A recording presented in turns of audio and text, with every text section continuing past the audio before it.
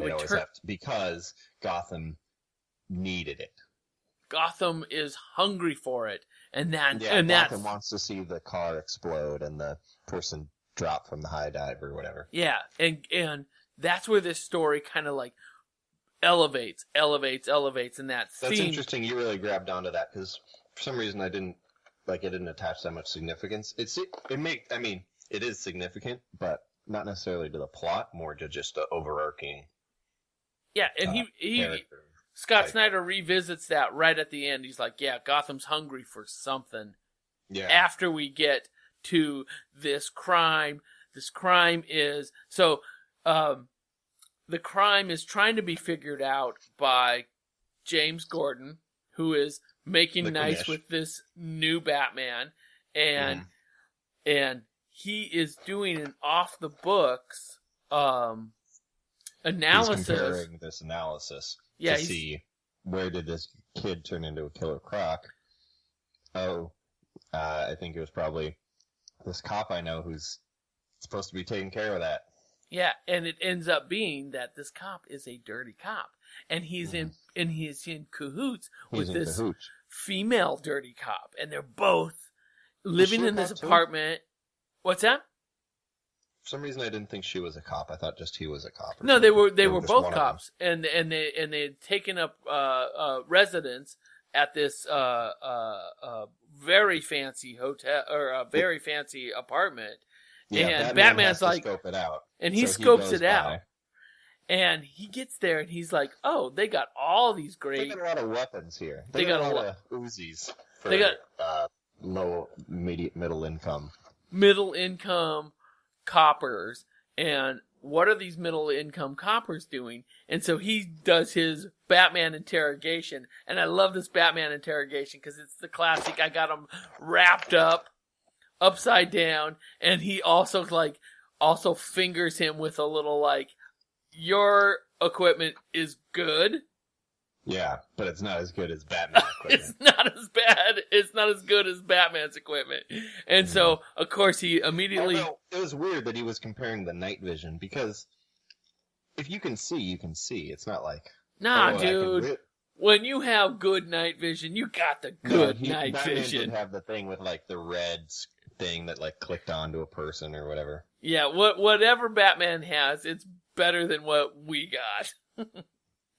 And this Batman has that. He has access to all the good stuff, and he gets to jump on this guy. And I love the fact that they don't spend Steven's got a bat taser in his finger. Oh, you ruined it. I want to tell that story. I want to tell that. Because I love the fact that they don't spend a lot of time with a punch-up here. They don't.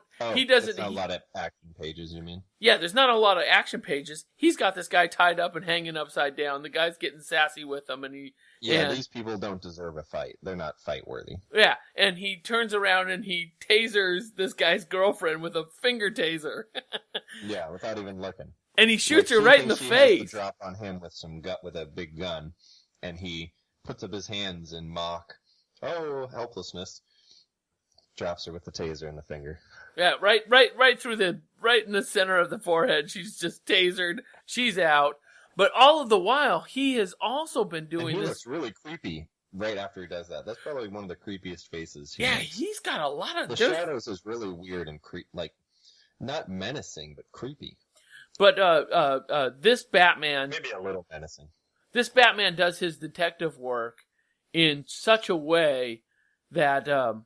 I thought there was a lot of ooh and goo here. Like people die. He sees 4 people die in this. Yeah, so, because he gets shot.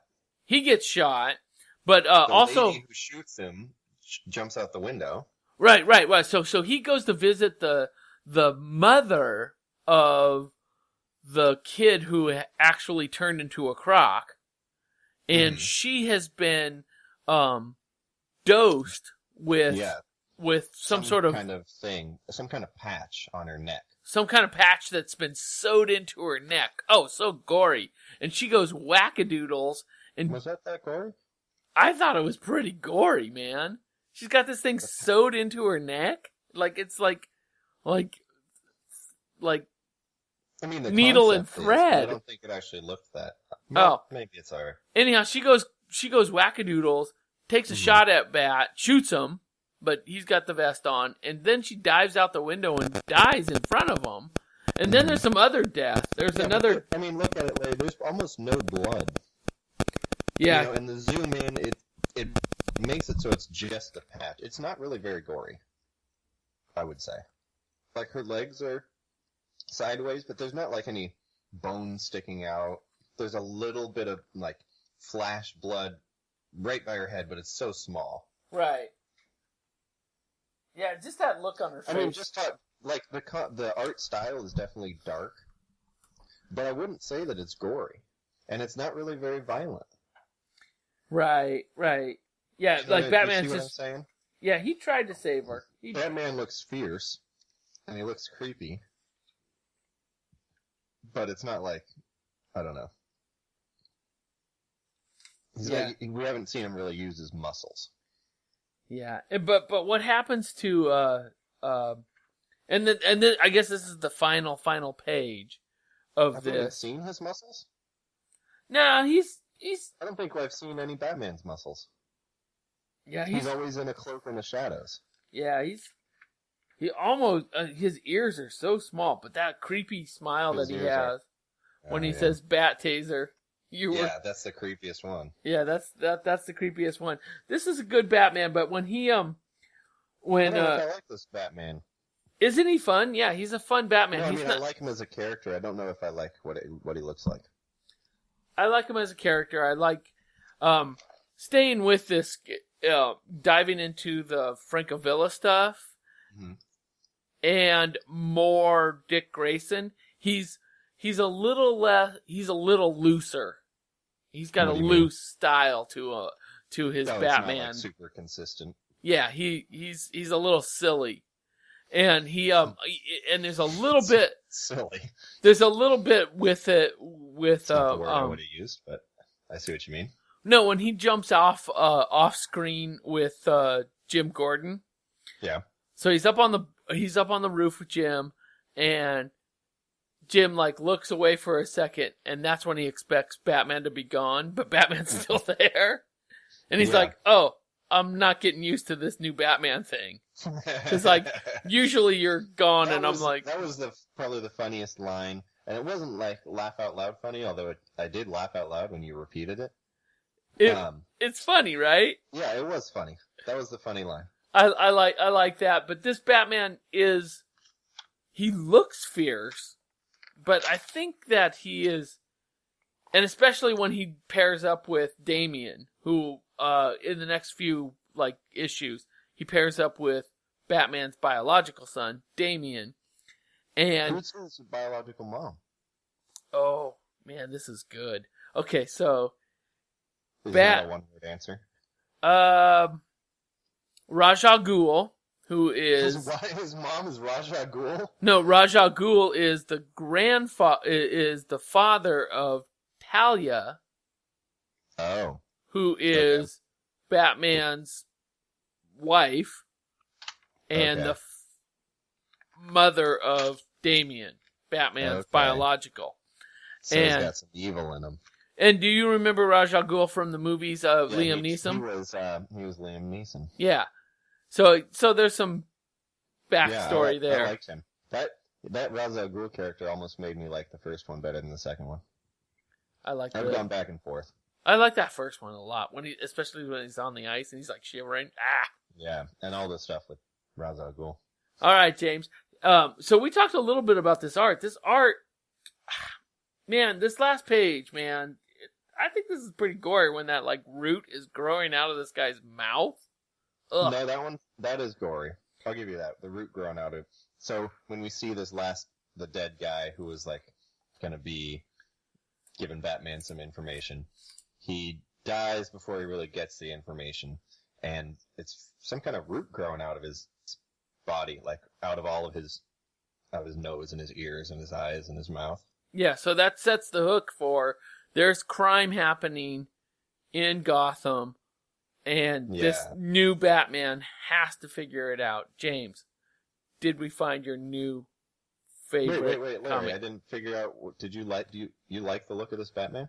Oh, I love this Batman. Yeah? I absolutely. It gets like I wish that they would have. I love Jock's art in here. He does I like a the art, great job. I just don't like the Batman. You don't like this Batman? I don't like this Batman. He's too menacing. It's not even it goes more to. It's almost like creepy. And Yeah, well, he that doesn't one have look any on muscles. when you see his teeth. Yeah, Batman doesn't have teeth. I like Batman in the shadows. Yeah, his teeth in that. What is with the teeth there? I don't like that. But even just like the way the shadows go over his face, it's like too much shadow pieces. You know what I mean? It's he's not really a command I mean I guess that I get that he's supposed to be a different type of Batman. He's supposed to be a Robin Batman, but like even when he's just like standing in a hall he just has the cape over his shoulders. Like you can't really, or just the face. It isn't. I don't know. I don't like this Batman. Okay. Well, I'm sorry. That wasn't a great description, but I'm gonna encourage you to stay with it, or even. No, I like the story, and I like the art. I just don't like the Batman. So it's another 2 issues until we get to the Francavilla, Dick Grayson Francavilla art. I love the Francavilla Batman. I like this I like this Jock art too, and I do, and like I've read this Black Mirror. I think it might be 6 issues. I've read the 6 issues twice now, okay. and I always like it when they can put together a Batman story that's good. Like, you know, like it does seem like it's not great yet. It's just that like some poison or some Killer Croc stuff has been stolen. And you want to know? Seems very enticing because that's right up your favorite character's alley. I know. I want to get to fixing this situation because you know there's going to be this gets fixed. But I will tell you, inside of this, there's 3 issues of Francavilla art where it's called the next. So it might be like. Just tell me if Killer Croc shows up and if he looks really cool. No, Killer Croc is not in this Francavilla story. It's a James Gordon story, and James Gordon's story. It's a Jim Gordon story with his young son Jim, and his son. Oh my God, I can't believe I'm going to say this. Might, or might not be a serial killer. Oh. And he comes into town and he's like, "Dad, I've gone." Yeah, I mean, don't ruin it too much. He's like, "Dad, I might be a serial killer." No. Like he's like, he's like, "Dad, I've gone to therapy and I'm better." But is he? That's a great way to present a hook. It is a great, and that one. I'll figure out what it is. Our readers will have to read it. Yeah. So yeah, get this whole series. It's super fun, and like I just love these these Batman stories that are contained, that they just put them all together. This one's called The Black Mirror. James, did we find your next favorite comic? No, we did not. Oh, it's no. not my next favorite comic. That's all right. It doesn't have to be my next favorite comic. I bet it's up there, though. You know, it was okay. I ended up ranking it 21st. 21st. I just wrote 21st. I don't have the list to see where it okay, is. well. I'll pull it up in a second. Well, that's pretty good. But that's pretty good. I mean, like, this is a lot of Batman that we've done. We have done a lot of Batman. It's not the best Batman. It's not Flashpoint Batman. Flashpoint Batman was really good. So this was right below Batlash, right above Orcstain. Oh, okay. Yeah. Anyway. Good. Yeah. I like this Batman, and you're right. I like a lot of Batman, and a lot of times I'll read Batman, and I'm just like, boy. And I used to. That's what you like sometimes. I used to work Boy. for this company